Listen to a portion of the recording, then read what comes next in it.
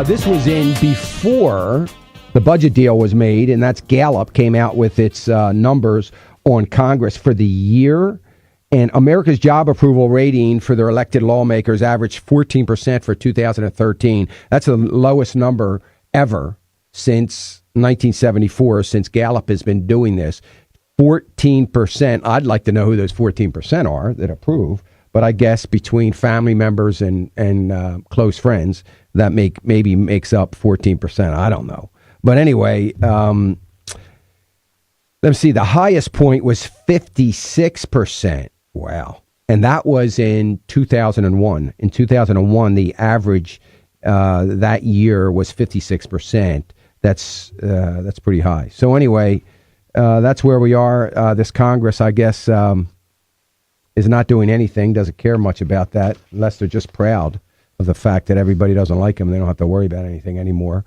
It looks like Ryan Murray budget hike is going to take travel security tax up 124%. Well, what does that mean to us? Well, it means a few dollars to us. It means, $6 or so to us. That's not a big deal. But here's my point. Listen to this. This is one of those, it's not a tax, it's a fee. So they're taxing travelers to pay for TSA. Okay? Because TSA needs more money. So they appropriated more money for TSA, $1.9 billion for TSA. But this tax, it goes into the general fund of the Treasury. In other words, it's just something to tax so the Treasury can get some revenue. That's all it is. It's not going to go, it's not offsetting. In other words, the government's not going, see, this is the kind of smoke and mirrors that drives me crazy. The government's not going to cut what they use out of the general budget to support TSA. They're not going to do that. They're going to, as a matter of fact, they're going to add to it. So that's not the issue. They're not going to do any of that. So they're going to continue that. So they're not saving the taxpayers anything. They're just using this as an excuse to get some more revenue into the coffers of the Treasury Department so they can spend it on things like Obamacare or whatever they want to spend it on. It's another little piece of this bill that nobody has talked about yet.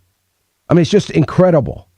But they frame it in such a way, well, we're actually saving money because this is money that we can use for airport security because we think that people, this is Paul Ryan speaking, we think that people that are using this security and for the benefit of the fact that when they change planes in Atlanta, they don't have to go through security again. They have an opportunity to just continue without going through security, but it cost us money. It cost the TSA money because they have security agents within that airport anyway.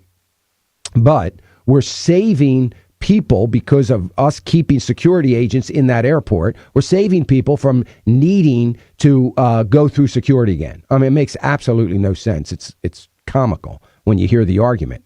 So we think that those travelers, for that privilege and for the privilege of a safe journey, ought to pay for it. Okay. Suppose I agree with that. As a matter of fact, I don't even think there should be a TSA. I think it should be a private agency. But suppose I agree with that. Then if the traveler, if I'm paying for that, why is the government paying for it? So I'm paying for it twice. I'm paying for it with a fee that is a tax that they don't want to call tax. I'm paying with the fee, and I'm also seeing a piece of my tax dollars going towards paying that. So now, because I have to travel, I've got to pay twice. Where the average person that never travels only has to pay for it once, and he pays it out of his tax. But all along, my paying for it is in reducing what the government costs are for that, because that continues to go up. All right. I'm not the budget director on Capitol Hill, and I don't sit in charge of unintended consequences and all the nightmares that go on with the budget. And we know we can be certain that we have a Congress that doesn't care a lick about the country. And every time they do something, I think it's fact to that. And you see John Boehner getting all upset in that clip that I played before the break in reference to that. 866-300-9298. 866-300-9298. Let me go to Marilyn. Marilyn calling us from Oklahoma. Hey, Marilyn. Hello, Dan. Merry Christmas to you. Thank you. I wanted to say quickly that we appreciated being able to attend the town hall meeting you held in Tyler, Texas, back in the fall. Oh, good. Thank you. Yeah. I'm glad you came. Last year, in 2012, toward the end of the year, you mentioned about people who had bond fund money, suggesting that they take a significant portion of it out and put it into perhaps a money market, and that's what we did. Mm-hmm. And you said to check back in the summer and see how things were going. And so I called you at that time, and you said, well, let's wait until December and see how things are going. So that's my first question. Okay. We don't have a lot of money in the bond fund now because we took a large portion out. What should we do at this point? Yeah, well, you know what, Marilyn, you did the right thing. That was good that you did that. You actually saved yourself a lot of money, because the bond funds are still, even though we see these markets with high numbers, the bond funds, we see the 10-year interest rates getting close to 3%, and that's hurting the bond mutual funds. So you did the right thing. I would say, is this money that you're going to draw from on occasion, Marilyn? On very rare occasion. Okay. You know, I mean, I think that there will be a time, and it's not December, it's not this month, but I think there will be a time, in the not too distant future, where it may make sense to wean back in to some bonds. And what I mean by that, I wouldn't take a lump sum of money and put it in any particular bond, but there may be a time to wean in gradually. And I think, though, but here's the problem. I think that we're going to be in a higher interest rate environment. In other words, I do think that we're going to see government interest rates begin to inch up, because it would appear as though that the Fed has lost control over that.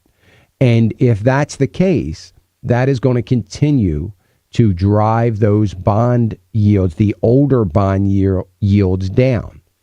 But the upside to that is it allows someone to get in as a new position while those values of those bonds are down. They're going to be down because of these higher interest rates. And I don't think that they're close to a bottom yet.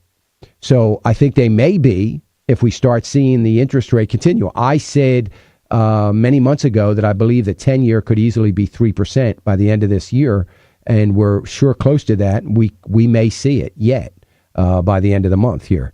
So I think that there's still room for it to go up, and I would have to tell you to sit tight. I know that doesn't seem like the best situation, but in your case, to use your account as an example, yes, you are making practically nothing by sitting there in the money market account, but you have saved a considerable amount from loss of value.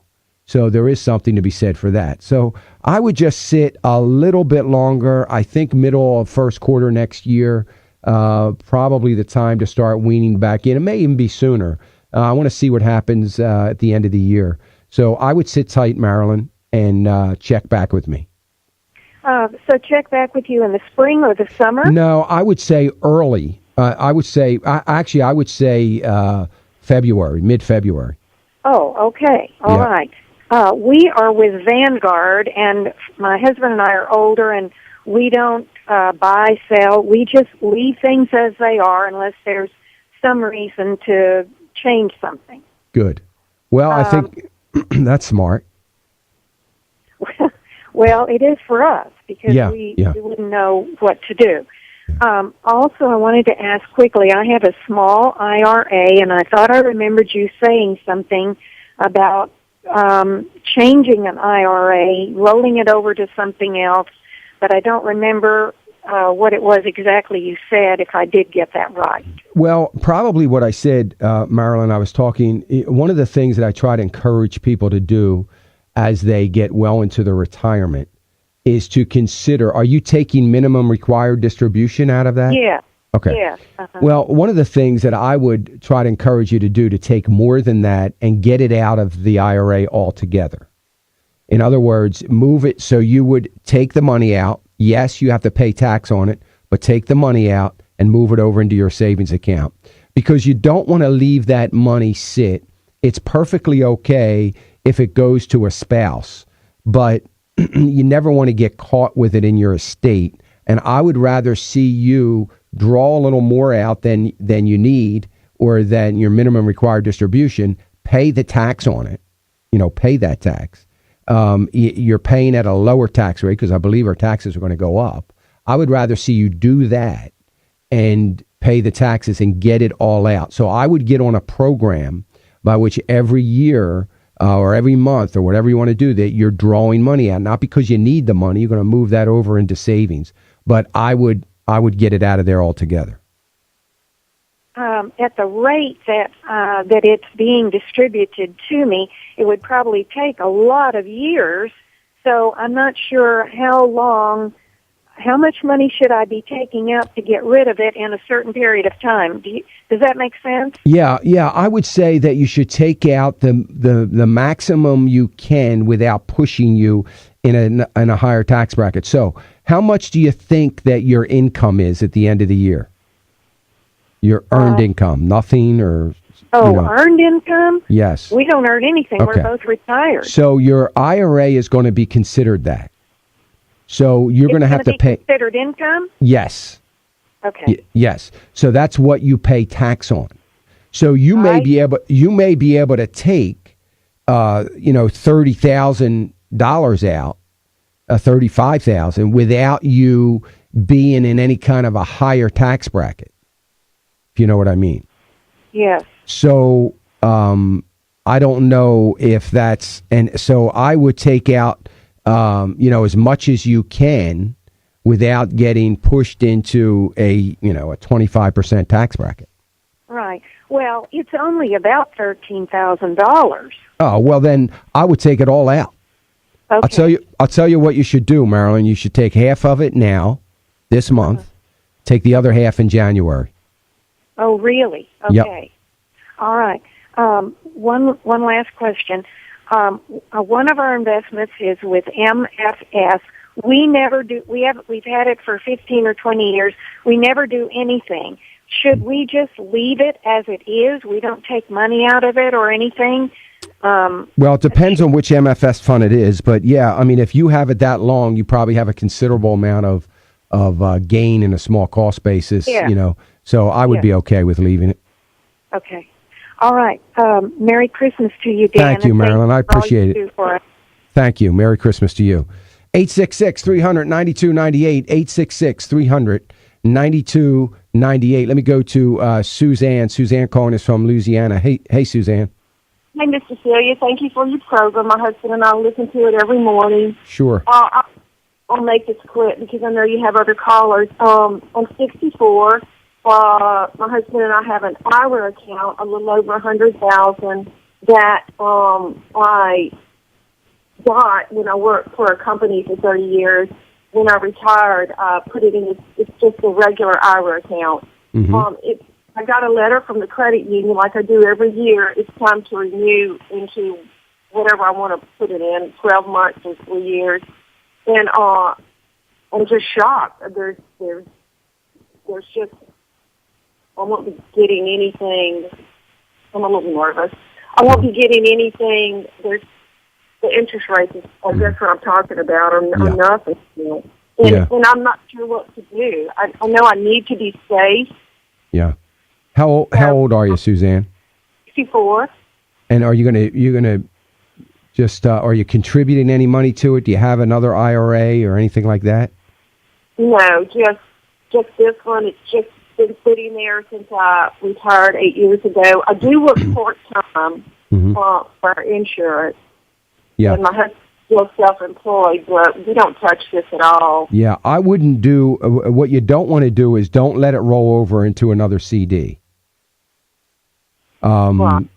I would just leave it. I would tell them that you want to leave it in a money market account, and I would do that for again a couple more months, and let's see what happens in the bond markets. Because the only thing I'd want you to go into is something in the bond market where you can get a little bit of a different interest. So I would not roll it over. Don't renew it. Okay. Just leave it sit. Well, okay, but this is my question. I can only touch it I think I have a grace period till the 28th of this month. I'll have those few weeks in December where I can do something with it. Then it has to sit for as long as I put it in 3 year or 1 year until, you understand? I do understand. I don't understand why that is, but I do understand. I would still tell them to move it into a money market account. And then even if you have to sit with it for another year, I would be okay with that.